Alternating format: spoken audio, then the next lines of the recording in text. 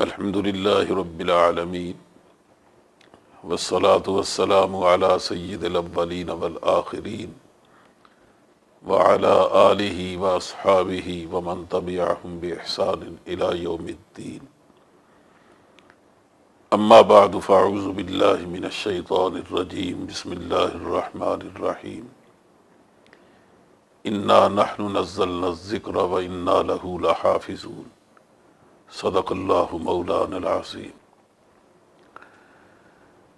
اللہ نے نبی آخر الزمان صلی اللہ علیہ وسلم کو مبعوث فرمایا اور آخری کتاب نازل فرمائی اور آخری امت اٹھائی، تو اس کا مطلب یہ تھا کہ قیامت تک دنیا کی رہنمائی کا سر و سامان کر دیا گیا۔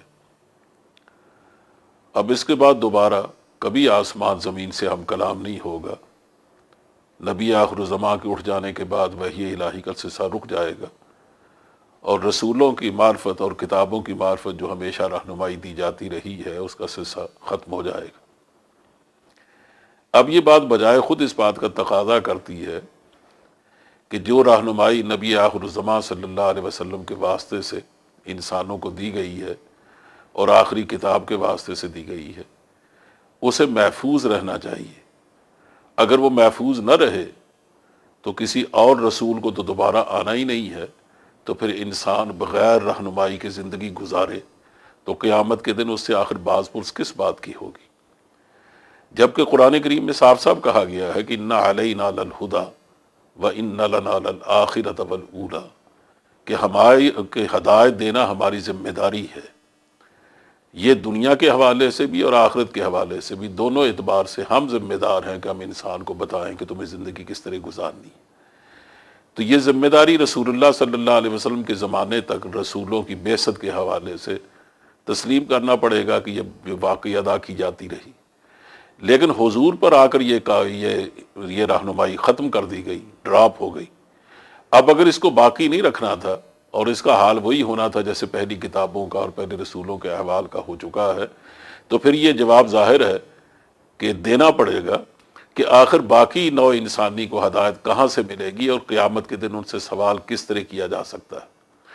جب یہ پوچھا جائے گا کہ تم لوگوں نے ہماری رہنمائی اور ہماری ہدایت کے مطابق زندگی کیوں نہ گزاری، تو ہر آدمی یہ کہہ سکتا ہے جناب کون سی رہنمائی، کون سی ہدایت؟ اس لیے کہ ہدایت تو مٹ چکی۔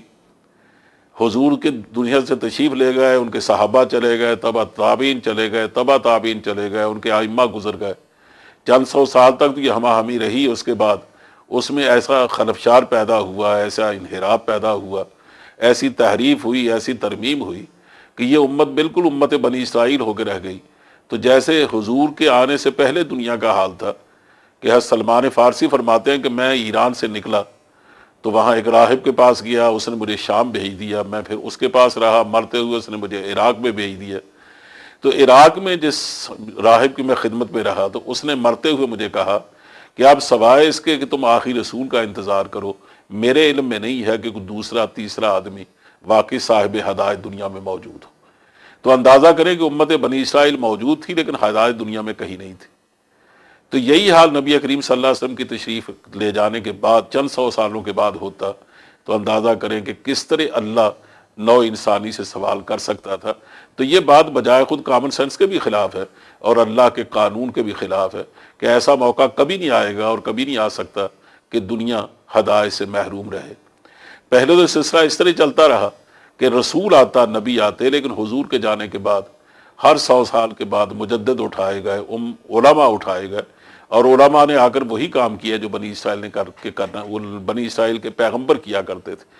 تو اس کا مطلب یہ ہے کہ علماء اس دین کے جاننے والے ہیں، اس شریعت کے جس کو محفوظ رکھا گیا ہے، اور اس لیے اللہ نے کسی اور کی حفاظت کا وعدہ نہیں فرمایا تھا بجز اس دین کے یا اس شریعت کے۔ انا نحن نزلنا الذکر، یہ جو بات فرمائی گئی ہے وَإِنَّا لَهُ لَحَافِظُونَ، یہ بات کسی اور شریعت کے بارے میں، کسی اور دین کے بارے میں ہرگز نہیں فرمائی گئی، کسی اور پیغمبر کے بارے میں یہ بات بالکل نہیں کہی گئی۔ اس لیے فطری طور پر اللہ کے قانون کے مطابق جیسا اس نے طے کر رکھا تھا، اپنے اپنے وقت کے مطابق شریعتیں مٹتی چلی گئی اور نئی شریعتیں آتی گئی۔ رسالت کا دور ختم ہوتا گیا، نئے رسول آتے گئے۔ حضور کے بعد چونکہ کسی رسول کو آنا ہی نہیں تھا، اس لیے اللہ نے اس کی ذمہ داری لے لی کہ میں اس کتاب کو بھی باقی رکھوں گا اور کتاب کی تشریحات کو بھی باقی رکھوں گا۔ اب یہ باقی اس کو کس طرح رکھا گیا؟ اس میں ایک بڑی مشہور اور واضح سی بات تو یہ ہے کہ ایک ایسی قوم میں حضور کو مبعوث فرمایا گیا کہ جن کو اللہ نے بے پناہ حافظہ دیا تھا، اگرچہ وہ علم سے محروم لوگ تھے، گنتی کے لوگ شاید پورے جزیرہ عرب میں معمولی نوشت و خواند کی صلاحیت رکھتے تھے، ورنہ عموماً وہ علم سے کوسوں دور، اور وہ اپنے آپ کو امی کہتے ہوئے فخر محسوس کرتے تھے۔ یعنی ان کا امی ہونا کوئی ایسا نہیں تھا جیسے کوئی عیب سمجھ آتا ہے کوئی، بلکہ وہ تو ہمیشہ بڑے فخر سے کہتے تھے کہ ہم امی لوگ، نحن امیون۔ حتیٰ کہ نبی کریم صلی اللہ علیہ وسلم نے بعض وقت مسائل بیان کرتے ہوئے اپنے خطبہ جمعہ میں فرمایا کہ ہم امی لوگ ہیں، اسی ہم زیادہ حساب کتاب نہیں جانتے، آپ نے انگلیوں کے اشارے سے بتایا کہ اتنے دن روزے ہوں گے، یہ ہوگا وہ ہوگا، وہ بعض مسائل بیان فرمائے۔ تو وہ تو امی لوگ تھے۔ اب ایسے امی لوگ ظاہر ہے کہ چونکہ زیادہ لکھنا پڑھنا نہیں جانتے تھے، اسی لیے تو ممکن نہیں تھا کہ حضور خطبہ دیں وہ ساتھ ساتھ لکھتے چلے جائیں، قرآن پاک کی آیتیں اترے وہ ساتھ ساتھ تحریر ہوتی جائیں، بجوز اس کے کہ حضور بلا کر اس کی تحریر کروائے۔ بہر تحریر میں بڑی دشواری تو تھی، اس لیے اللہ نے ایک ایسی قوم کو منتخب کیا اس کام کے لیے جن کے حافظے ایسے بے پناہ تھے کہ آج تک اس کی مثالیں کم تلاش کرنے سے مل تو جاتی ہیں، اور وہ اس لیے ملتی ہیں تاکہ یہ نہ سمجھا جائے کہ ناممکن بات شاید ہمیں بتائی جا رہی، لیکن یہ ضرور ہے کہ اس کو حیرت انگیز کہتے ہوئے کوئی غلطی کا امکان نہیں ہے۔ مثلا میں اس کی ایک دو مثالیں دیتا ہوں۔ امام بخاری نے اس کو ذکر کیا کہ جعفر بن عامر الزمری وہ کہتے ہیں کہ میں عبید اللہ بن عدی بن خیار کے ساتھ ملک شام گیا، اور وہاں ہمارا ارادہ یہ تھا کہ ہم حضرت وحشی سے ملیں، اور آپ جانتے ہیں کہ حضرت وحشی وہ صحابی ہیں جن سے نبی کریم صلی اللہ علیہ وسلم کو انتہا درجے کا صدمہ پہنچا، اور یہ حضور کے کمال اخلاق کی ایک دلیل ہے کہ اتنا بڑا صدمہ جس کے ہاتھ سے پہنچا تھا اس کا ایمان قبول فرمایا، صرف اتنا فرمایا کہ وحشی میرے سامنے نہ آیا کرو، مجھے اپنے چچا یاد آ جاتے۔ لیکن ان کا بھی کمال دیکھیے، اللہ نے ان پر کیسے انعامات کیے کہ ان کو ہمیشہ اس بات کا خیال رہا کہ میری وجہ سے حضور کے دل کو بہت تکلیف پہنچی ہے، تو میں کوئی ایسا کام کر جاؤں دنیا میں جس سے حضور کی روح میری طرف سے مطمئن ہو جائے اور مسرور ہو۔ چنانچہ اللہ نے ان سے بہت بڑا کام لیا کہ ایک طرف اگر انہوں نے حضرت حمزہ کو قتل کیا تھا تو دوسرا مسیلمہ کذاب کو انہوں نے قتل کیا۔ یعنی جس طرح حربہ کا استعمال انہوں نے کیا حضرت حمزہ کو قتل کرنے میں، اسی طرح اس نے حربہ کا استعمال کیا مسیلمہ کذاب کو قتل کرنے میں۔ اب مسیلمہ کذاب کا قتل یقیناً ایک بہت مسرت دینے والی چیز تھی، یقین حضور کی روح بڑی مسرور ہوئی ہوگی۔ تو یہ ملک شام چلے گئے تھے، وہیں بڑھاپا گزار رہے تھے، تو یہ عدی بن خیار، عبید اللہ بن عدی بن خیار، یہ ان سے ملنے کے لیے گئے ہیں جعفر بن عامر الزمری کے ساتھ، نہ جانے کیا کام ہوگا انہیں۔ تو وہاں ان کو تلاش کر کے جب ان کے پاس پہنچے تو انہوں نے کچھ اس طرح ان کا استقبال کیا جیسے وہ عبید اللہ کو پہچانتے۔ تو عبید اللہ نے حیران ہو کر کہا کہ کیا آپ مجھے پہچانتے ہیں؟ انہوں نے فرمایا کہ نہیں، میں پہچانتا تو نہیں ہوں، بات یہ ہے کہ میں مکہ معظمہ میں ایک آدمی کا مہمان تھا جس کا نام تھا عدی ابن خیار، اس کے گھر ایک بیٹا پیدا ہوا۔ آپ دیکھیے اس وقت عبید اللہ اتنا سفر کر کے گئے تو یقین 30-35 سال سے عمر کیا کم ہوگی ان کی، تو یہ 30-35 سال پہلے کا واقعہ ہے کہ اس وقت وحشی جوان ہوں گے، اب ظاہر وہ بڑھاپا گزار رہے تھے۔ تو انہوں نے کہا کہ وہاں میں عبید اللہ بن خیار کا، عدی بن خیار کا میں مہمان تھا، تو اس کے گھر اللہ نے بیٹا دیا، وہ کپڑے میں لپٹا ہوا، صرف اس کے پاؤں ننگے تھے۔ مجھے انہوں نے کہا کہ فلاں جگہ ایک خاتون رہتی ہے جس نے اس کو دودھ پلانا ہے، تو تم جا کر اسے دے آؤ۔ کہا میں اسے دے کے آیا تو میں نے اس کی باقی شکل تو نہیں دیکھی، میں نے اس کے پاؤں دیکھے تھے، تو میں نے تمہارے پاؤں آتے ہوئے دیکھے ہیں، تو مجھے یقین ہے کہ تم وہی ہو، کیونکہ تمہارے پاؤں میں اور اس کے پاؤں میں بڑی مشابہت ہے۔ اندازہ کریں کہ جو انہیں نقوش دیکھے پاؤں کے، اس کو دیکھے ہوئے 30-35 سال کا عرصہ گزر گیا، اور یہ انہیں نقوش اس لحاظ سے تو نہیں دیکھے تھے کہ میں ان کو اپنے ذہن میں بٹھا لوں، بے شمار چیزیں اس کے بعد بھی دیکھی ہوں گی، لیکن ان کے حافظے کے بارے میں کیا تعویل کی جائے کہ ایسا حافظہ دنیا میں کسی اور کا بھی ہوگا کہ ان نقوش کو ایسا انہیں محفوظ رکھا، دیکھتے انہیں پہچانیں گے پاؤں تو اس کے ہیں جس کو میں نے دیکھا تھا۔ اس سے آپ اندازہ کریں کہ وہ ایک عرب غلام تھے، جبکہ غلاموں کو معاملات زندگی میں بہت درک نہیں ہوتا اور بہت دخل بھی نہیں ہوتا، لیکن ایک غلام کے حافظے کا اگر یہ عالم ہے تو اس کے آقا کے حافظے کا کیا عالم ہوگا۔ اس طرح جن صحابہ نے بہت بڑی تعداد میں احادیث روایت کی ہیں، آپ جانتے ہیں ان میں حضرت ابو ہریرہ رضی اللہ تعالیٰ عنہ۔ حضرت ابو ہریرہ سے ہمیں تقریباً 5372 احادیث پہنچی۔ اب اتنا بڑا سرمایہ اس امت کو وہاں پہنچانے والا اگر اس کے بارے میں یکسوئی پیدا نہ ہو اس کے حافظے کے بارے میں، تو آپ اندازہ کریں کہ ہم کتنے بڑے ذخیرے سے محروم ہو سکتے ہیں۔ لیکن آپ اس کے حافظے کے بارے میں یعنی اتنی بات میرے خیال میں شاید کافی ہوگی، اور یہ دو بادشاہوں کے حوالے سے یا دو خلفاء کے حوالے سے یہ بات کہی جا سکتی ہے کہ مروان نے بھی اسی طرح ان کا امتحان لیا، اور اس طرح عبد الملک بن مروان نے بھی، کہ عبد الملک بن مروان نے ان کو بلایا اور کہا کہ آپ مہربانی فرمائیں، میں چاہتا ہوں کہ آپ کچھ احادیث ہمیں سنائیں۔ چنانچہ پس پردہ ایک کاتب کو بٹھا دیا گیا، وہ احادیث بیان کرتے رہے، وہ لکھتا رہا، اور ٹھیک اسی ترتیب کے ساتھ جس طرح انہوں نے بیان کیا۔ جب وہ احادیث بیان کر چکے تو اجازت لے کے چلے گئے۔ ٹھیک 1 سال کے بعد عبد الملک نے ان کو دوبارہ بلایا اور کہا کہ آپ نے 1 سال پہلے جو احادیث بیان کی تھی، مجھے ضرورت ہے کہ آپ اسی ترتیب سے ان کو دوبارہ بیان کر دیں، تو کیا آپ بیان کر سکیں گے؟ انہوں نے کہا کیوں نہیں بیان کر سکوں۔ چنانچہ اسی ترتیب کے ساتھ وہ تمام احادیث انہوں نے بیان کی۔ تو عبد الملک نے بعد میں بتایا کہ میں نے یہ آپ کا امتحان لینا چاہا تھا، میں حیران رہ گیا ہوں کہ نہ ترتیب بدلی ہے اور نہ حدیث کے کسی ایک لفظ میں کمی بیشی ہوئی۔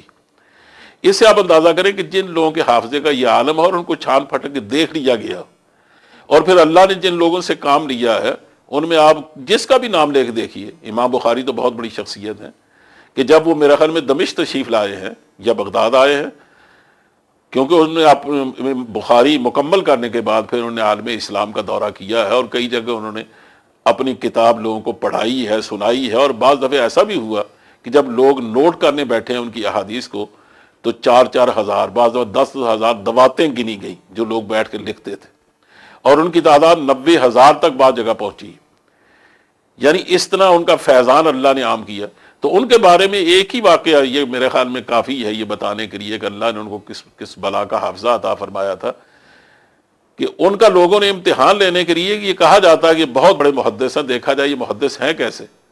100 احادیث کو اس طرح ان کے سامنے 10 آدمیوں نے پیش کیا۔ پہلے تقسیم کر دی گئی تھی 10 آدمیوں پر، کیا ایک آدمی آئے وہ 10 حدیث اس طرح پیش کرے کہ اس کی سند ایک حدیث کی دوسری کے ساتھ، دوسری کے تیسری کے ساتھ، تیسری کے ساتھ، چوتھی کے ساتھ ملا کے وہ بیان کرے تاکہ پتہ ہی نہ چلے کہ اصل سند کیا۔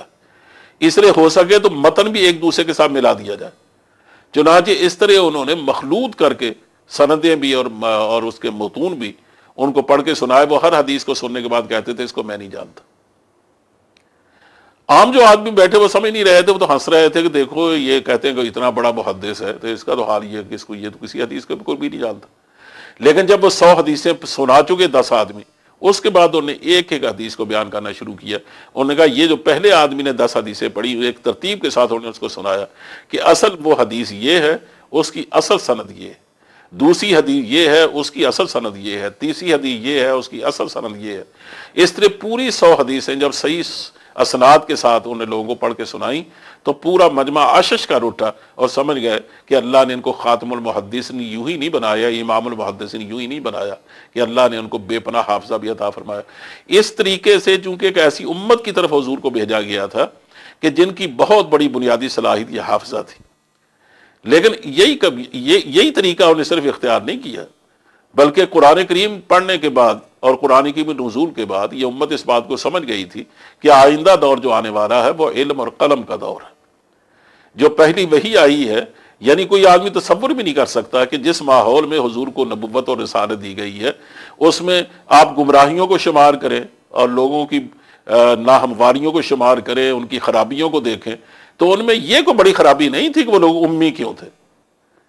اسی کو تصور بھی نہیں کر سکتا تھا کہ جو پہلی وحی انسانوں کی اصلاح کے لیے آئے گی تو وہ اقرا سے شروع ہوگی۔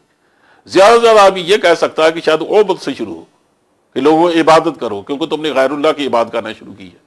یہی وجہ ہے کہ جتنے انبیاء کرام دنیا میں آئے ہیں ان کو سب سے پہلے یہی وحی دی گئی ہے کہ اعبدوا ربکم، یہ لوگوں کو تعلیم دو۔ لیکن حضور پر جو پہلی وحی اتری ہے وہ اقرا بسم ربک الذی خلق، یہ اس لیے کہ آئندہ کا دور تعلیمی اداروں کا دور تھا، لائبریریوں کا دور تھا، نوشت و خواند کا دور تھا، کتابوں کا دور تھا، علماء کا دور تھا۔ تو امت ظاہر اس بات کو سمجھ لیا تھا۔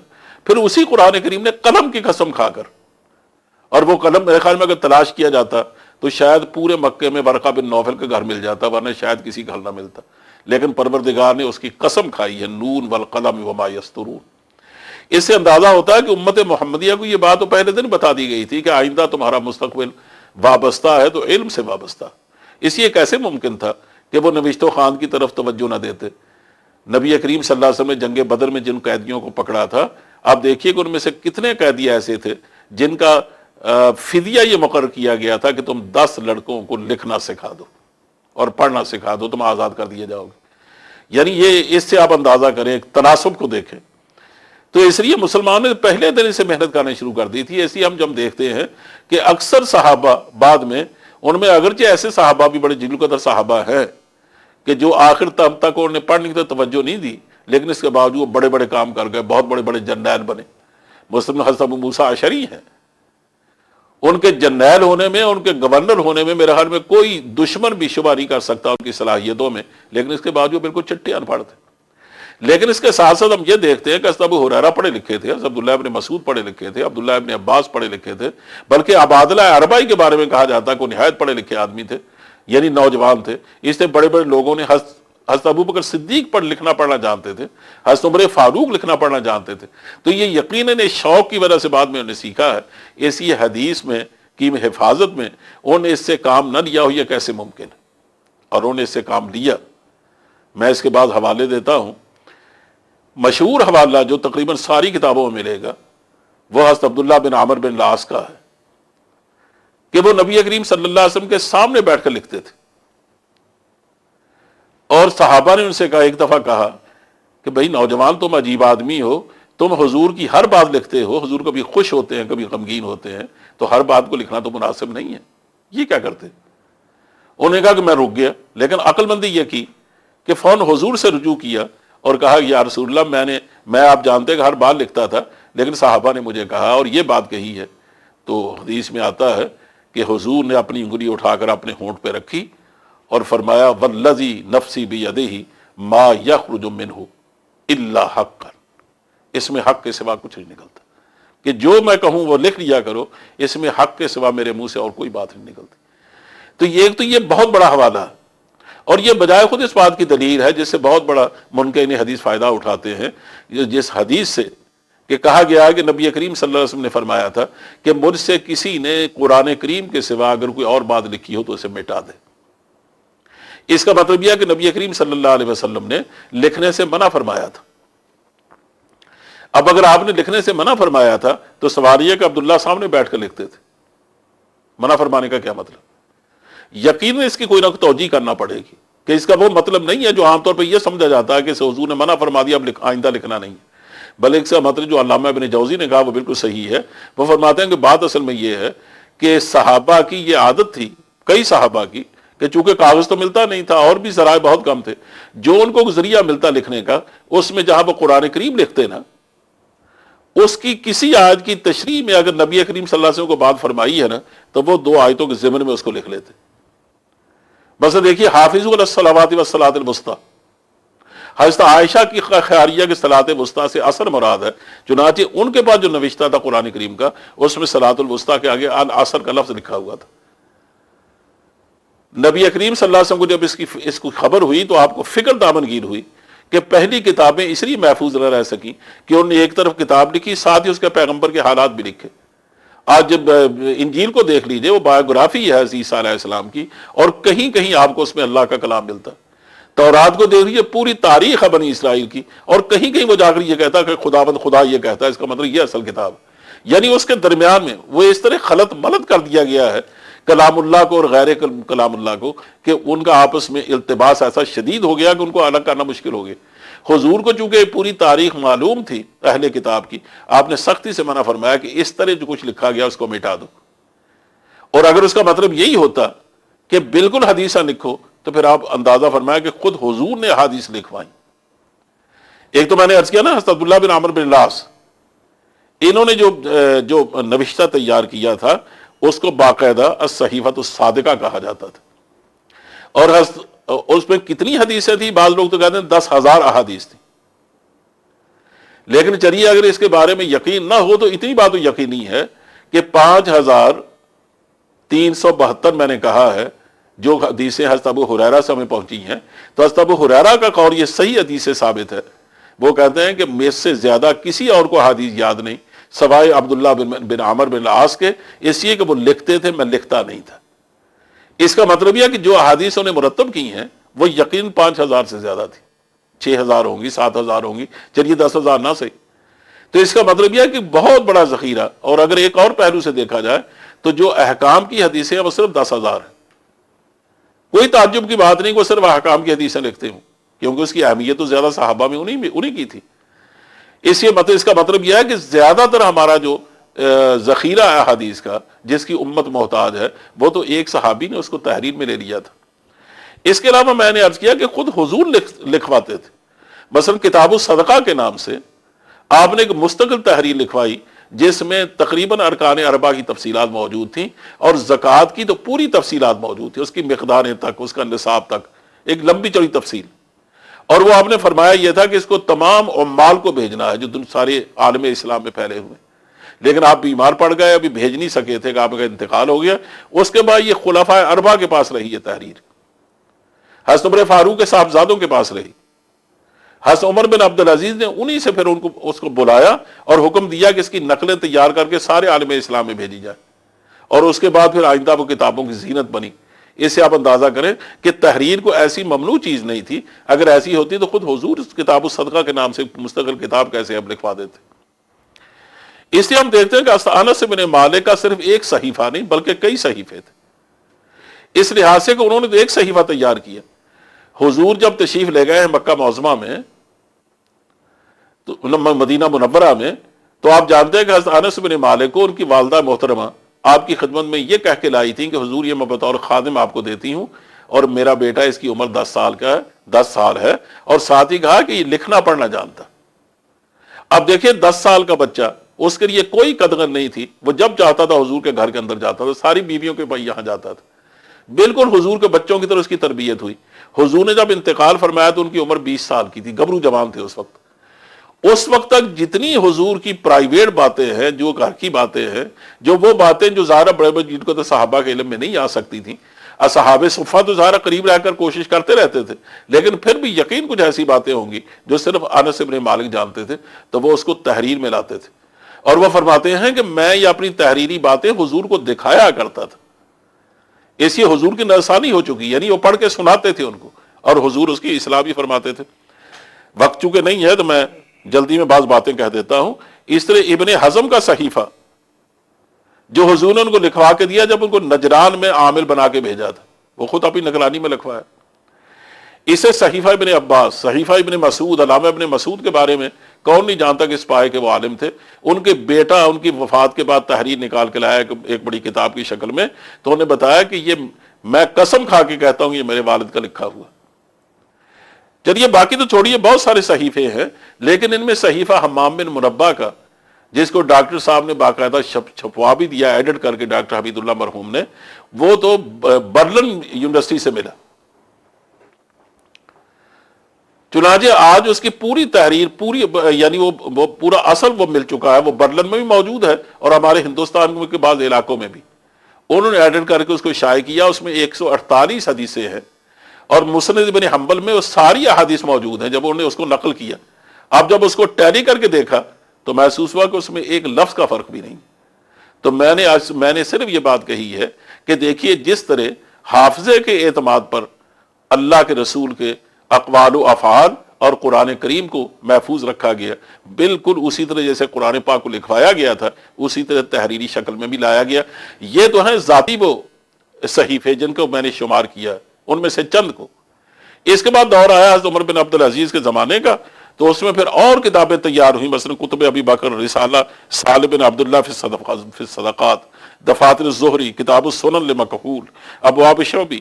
اس کے بعد اگلی جو صدی آئی ہے جو امام ابو حنیفہ رحمۃ اللہ علیہ کی ہے، تو اس میں خود ان کی کتاب الآثار ابی حنیفہ، پھر موطا امام مالک جیسی کتاب، اور جامع معمر بن راشد. لوگوں کو علم نہیں ہے کہ معمر بن راشد کس پائے کے وہ محدث گزرے ہیں. بعض لوگ تو ان کو امام بخاری کے برابر کا کہتے ہیں. اس کے بعد تیسری صدی میں وہ ساری کتابیں مرتب ہوئی ہیں. تو شروع میں ذاتی یادداشتیں مکمل ہوئی، اس کے بعد یہ 2 صدیوں میں جن کتابوں کا میں نے حوالہ دیا، یہ امام بخاری کا زمانہ وہ ہے جو بہت بڑے لوگ اٹھے، محدثین کی تعداد، بہت بڑی تعداد اٹھی شمال کے علاقوں سے. انہوں نے پھر پوری دنیا اسلام کا علم جمع کر کے تو ان 6 کتابوں میں جمع کر دیا. اور اس کے علاوہ بھی بہت ساری کتابیں ہیں جس سے آپ کو اندازہ ہو جاتا ہے کہ درمیان میں کہیں انقطاع نہیں ہے، اور اللہ نے اس کو تحریری شکل بھی عطا فرما دی ہے. جو کچھ میں نے کہا اللہ اسے قبول فرمائے. وآخر دعوانا ان الحمد للہ رب العالمین.